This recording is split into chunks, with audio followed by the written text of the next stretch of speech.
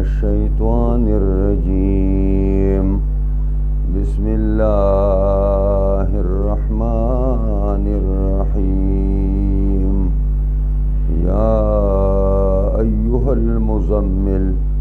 قم الليل إلا قليلا نصفه أو انقص منه قليلا أو زد عليه ورتل القرآن ترتيلا إنا سنلقي عليك قولا ثقيلا إن ناشئة الليل هي أشد وطئا وأقوم قيلا إن لك في النهار سبحا طويلا واذكر اسم ربك وتبتل إليه تبتيلا صدق الله مولانا العظیم.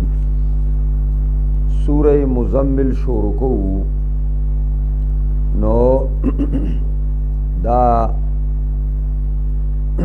مزمل نم دے تکی خودے شو دا نبی علیہ الصلوۃ والسلام پدی نم باندې اللہ پاک را بللے دے یا ایها المزمل. او مزمل معنا دا چې هغه سړی چې په خپل کپڑا کې او په خپل صادر او په خپل پټو کې ځان راته وای دا یې معنا ده. نو دا نوم پیغمبر خدا صلی الله علیه وسلم تکي خورې شو او دا مکی صورت ده د هجرت رسول الله نه مخکې نازل شوه دی بلکې په ابتدایي صورتونو کې دی، بالکل ابتدایي صورتونو کې. او د دې موضوع هغه ده چې کما د مکی صورتونو موضوع ده، یعنی توحید د الله تعالی او صداقت د رسول الله او صداقت القرآن او اثبات د آخرت، دا قسم مسائل بدل ترازی. خو هغه محور صورت چې ستوایی نو هغه شخصیت د جناب رسول الله صلی الله علیه وسلم دی. د هغې د شخصیت سره تعلق لرونکي خبرې الله په دې صورت کې کوي. بسم الله الرحمن الرحیم. شروع کوم په نوم د الله چې بې اندازې مهربان زیات مهربان دی. یا ایها المزمل، اے ځان په صادر کې راټولونکیا، اے ځان په صادر کې راتاونکیا. قم اللیل، ودروا شپې لرا، یعنی ودرېږه په شپه کې تهجد ته. الا قلیلا، مگر د شپې نه لږه غوندې کټ کا، یعنی ټوله شپه ودرېدل نه، نصفه نیمه شپه ودرېږه. او انقص منه قلیلا، یا دې نیمې نه لږه برخه کمه کا، دې نیمې نه لږه برخه کمه کا، نو په یو ثلث کې ودرېږه او دو ثلثو کې خوب وکړه. او زد علیه، یا په دې نسب باندې زیاتی کا، یعنی نیم ودرېږه او په دې نیم باندې نورم لږ زیاتی کا، نو په دو ثلثو کې ودرېږه او یو ثلث کې خوب وکړه. او ورتل القرآن ترتیلا، لوله قرآن په آرام آرام سره، په دمه دمه سره، پورا حروف د پورا مخرج د لحاظ سره او د صفاتو سره قرآن په مزه مزه باندې وایا. دا نبی کریم صلی الله علیه وسلم د دې پیغمبرۍ وخت کې نږدې شو، نو دې نه شپږ میاشتې مخکې نبی کریم صلی الله علیه وسلم باندې داسې ځان لوالی ورته ډېر خوښ و چې د خلکو نه به ځان له څومره. نبی علیہ السلام به غار حرا ته ته او هلته به پای کې د الله تعالی عبادت او بندگی به کوله. هلته یو ځل فرشته راله، نبی صلی الله علیه وسلم سره ملاو شوه او نبی علیہ الصلوۃ والسلام ته ویل چې تاسو دا وایي هغه ویل چې زه خو ویلو وانه نه یم ما چا نه ویل زده کړي نه دي بیا هغې کې ماله زور راکړه دا د بخاري حدیث دی او بلغ مني الجهدو ما نه ټولو ما مطلب دا دی چې مالې پوره تکلیف راکړه یا زی چې غي کولم زما د وجې نه هغه ته تکلیف ورسېده او بهرحال دریم ځل باندې اقرا وربک الاکرم الذي علم بالقلم علم الانسان ما لم يعلم دا آیاتونه دغه شو خدای لاړو خپل بیبي ته وایي داسې تبه پرې راغله او ړچ پرې راغې چې دغسې زه خو په ځان باندې یریږم لکه چې یا لیونی کېږم او یا مرم هغه بیبي ورته خپله وایي خدیجة الکبرا رضی الله تعالی عنها ډېره معمره زنانه ده او تجربه کاره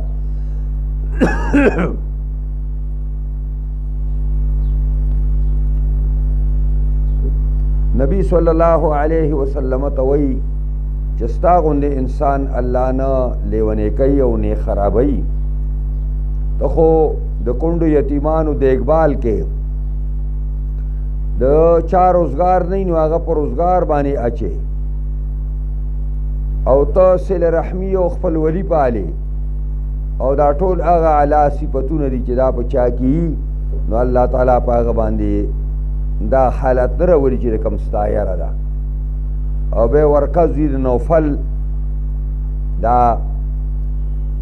د حضرت خدیجة الکبرا د تر زوی کېږي او د جاهلیت په زمانه کې نصرانیت قبول کړی او یو صحیح سړی نو د آسماني وحی نه خبرو نو هغلی بود نو حضرت خدیجة الکبرا ورته ویل چې د وراره نه د خبره واوره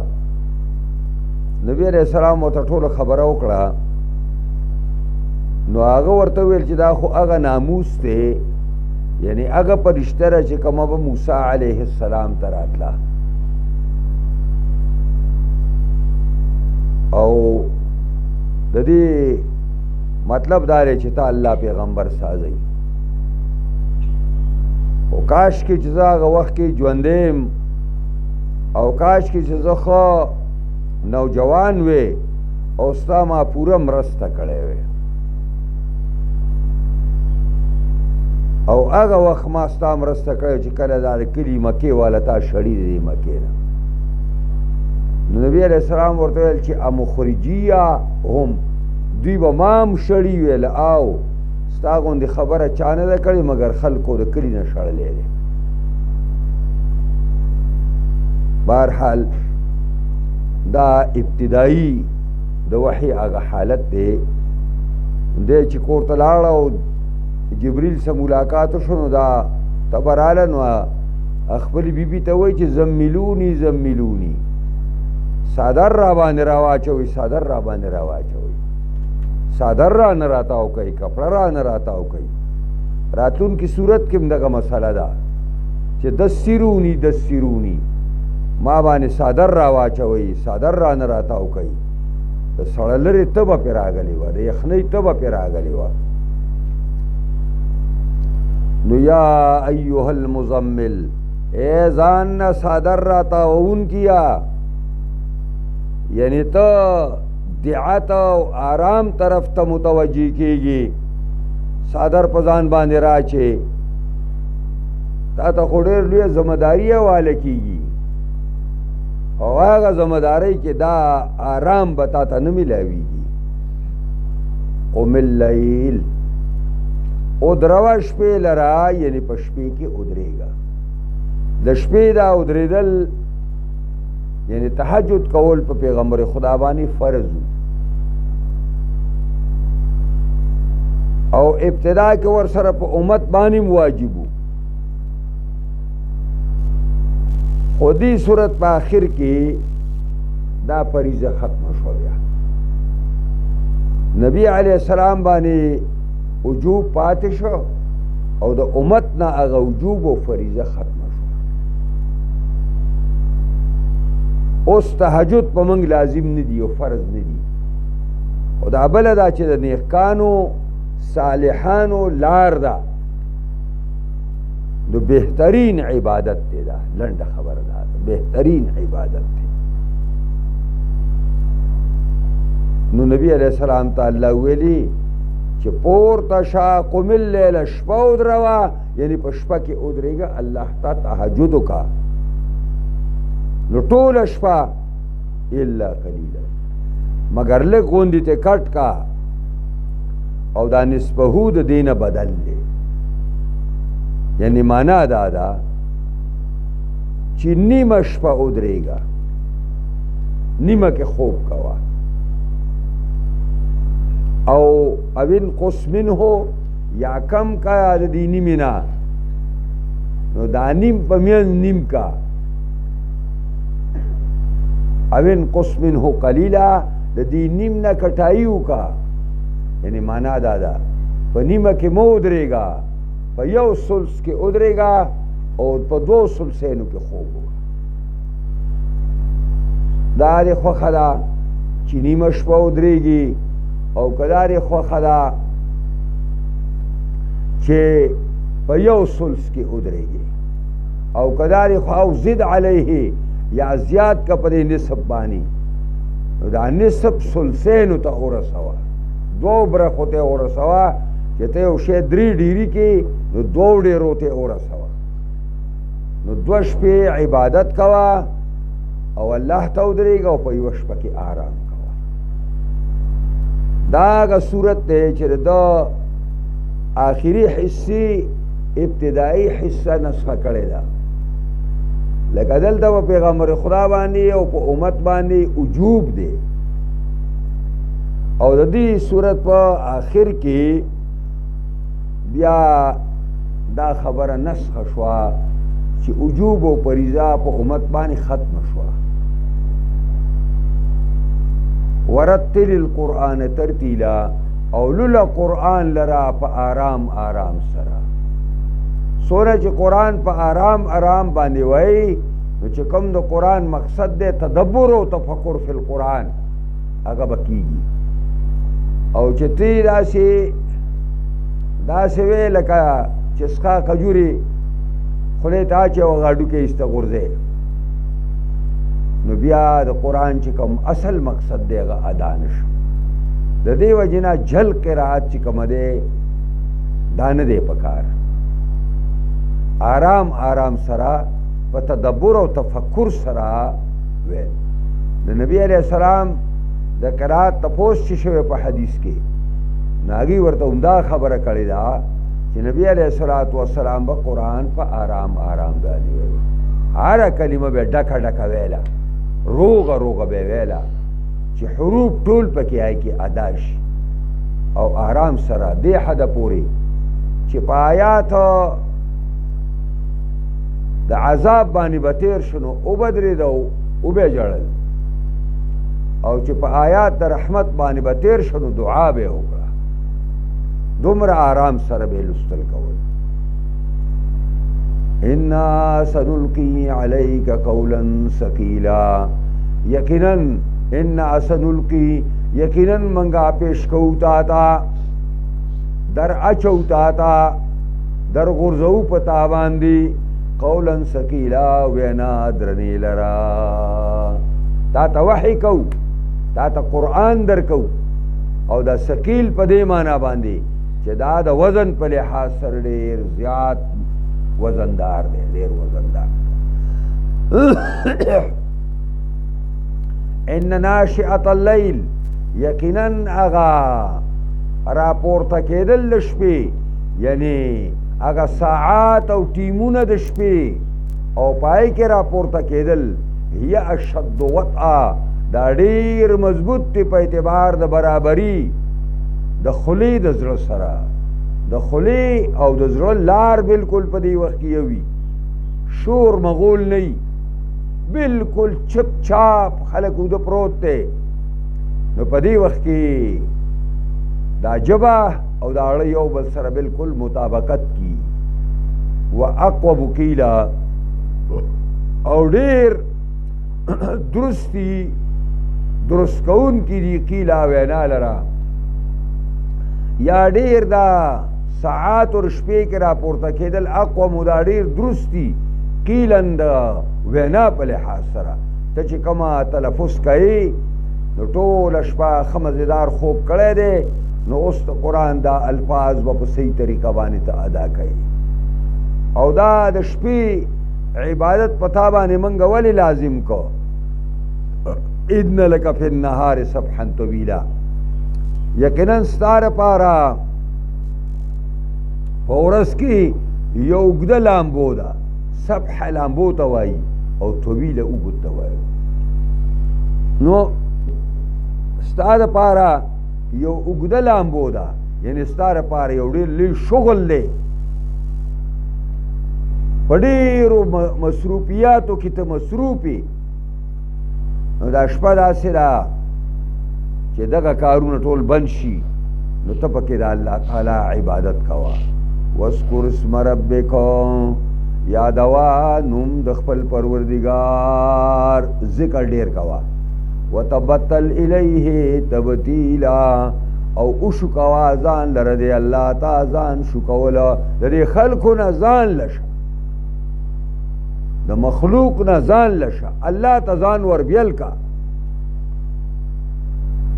رب المشرق والمغرب لا اله الا هو فاتخذه وکیلا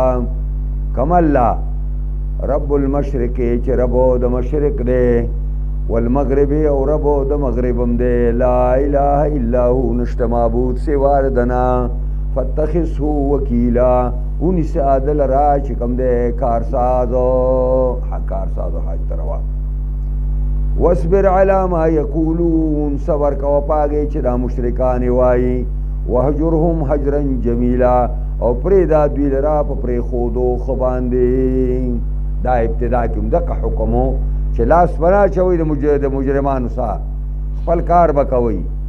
وذرني والمكذبين اولي النعمة ومهلهم قليلا پرېږده ما لره والمکذبین او دغه دروغجنو لره پیغمبره ته خپل بدل په خپله ماله دا دروغجن ما ته پرېږده چې خاوندان د نعمتونو ګڼو دي او دی په خوش عیشۍ کې او ومهلهم قلیلا مهلت ورکا دی ته لږ غوندې دا زندګي د دوی ختمېدل او ان لدینا انکالا وجحیما یقینا پنی زمنګ باندې انکالن زمنګ سره چې کوم دی نو هغه قیود دي د تړلو سامان دی زمنګ سره یار زنجیر په شکل باندې او یار توق په شکل باندې وجحیم او دارنګي من سره ګرم اورم دی وطعاما ذا غصوة او زمنګ سره خوراک دی د دې کفارو ظالمانو د پاره ذا غصوة چې خاوندن خطلو دی په مرۍ کې به تیریږي نه عبدالله دین عباس وایي دا د اور ستنې غوندې به سازي کړي په دې طعام کې نو چې هغه دوی هغه طعام خو د ولږې نه تنګ دي نو چې دی کې نو پرې مرۍ کې به ونښلي نو نه به بیا پورته راځي او نه به لاندې ځي او دې مرۍ کې به نښتي دا د اور ازغي بیا پکې ورته دا کړي عبدالله صاحب وایي وعذابا علیما او دی دپاره عذاب درناک دی یوم ترجف الارض والجبال وکانت الجبال کثیبا مهیلا غورزم یاد کا ترجف الارض چې په حرکت کې بشي ځمکه دا ځمکه به وخوځېږي داسې والجبال دارنګې غرونه به مخوځي او روان بشي وکانت الجبال کثیبا مهیلا او شي به دا غرونه ډیرۍ د شګې بیدون کې کثیب د شګو ډیرۍ ته وایي او مهیل په معنا د بیدون کې باندې داسې ډیرۍ او لګی بیږي دا چې تاسو عربو ته لاړ شئ نو بیا به هلته ووینئ یعنې شړو ته وځئ سیلۍ روان دي دې ځای نه دا ښه دا شګه وړي هغه ځای له دا هغه ځای نه وړي هغه ځای له دا هغه ځای نه وړي هغه ځای له او دا روډونه چې هغوی ساز کړي دي نو بس ګاډۍ را رواني او دی دا په منځ کې کوم دیوال شوی دی دې ته دونه دونه شګې په شپه کې جمع شوي دا ګاډي چې ډکوي بیا بار غورځوي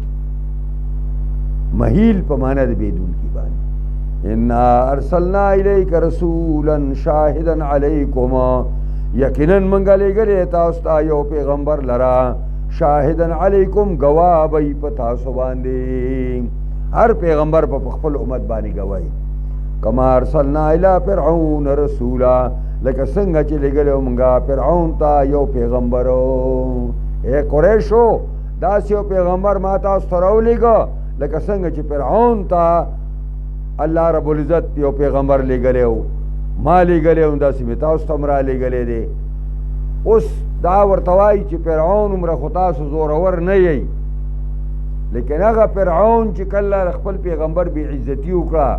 او د هغه دعوت یې ونه مانه هغه څه مې څه وکړو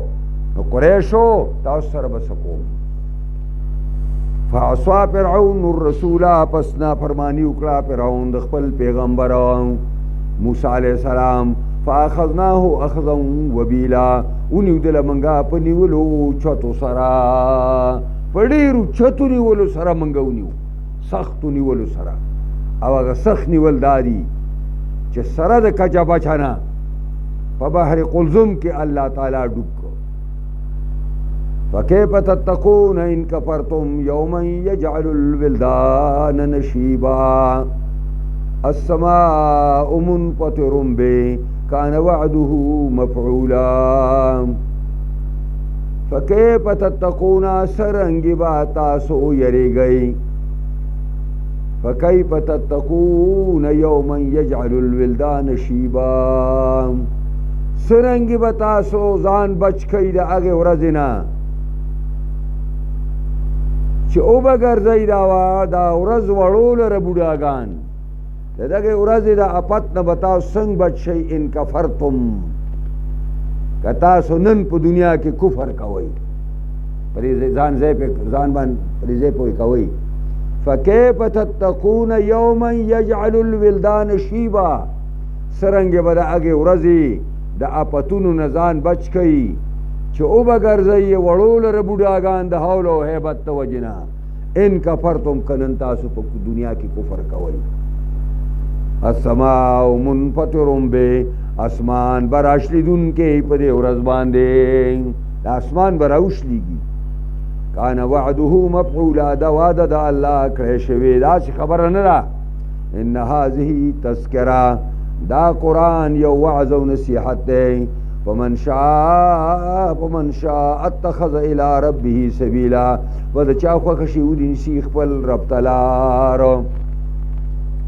ان ربك يعلم انك تقوم ادنى من ثلثي الليل ونصفه وثلثه وطائفة من الذين معك والله يقدر الليل والنهار علم ان لن تحصوه فتاب عليكم فاقرؤوا ما تيسر من القرآن دا آخری حصہ دا چړومبنۍ حصې د دې صورت منسوخه کړې ده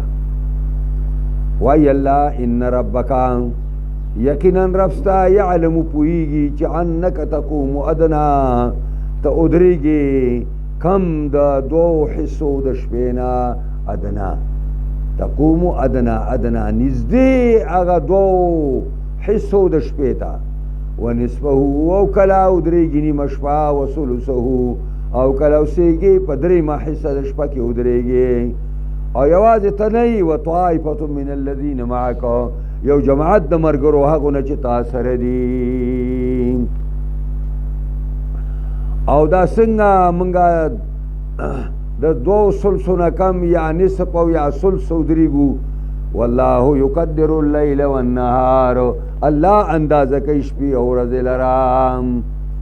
وعلم ان لن تحصوه او پوه دی الله په دې خبره الله پویو چې ان لن تحصوه تاسو اچھری طاقت نه لرئ اچھری دا په ضبط کې راوستی نه شئ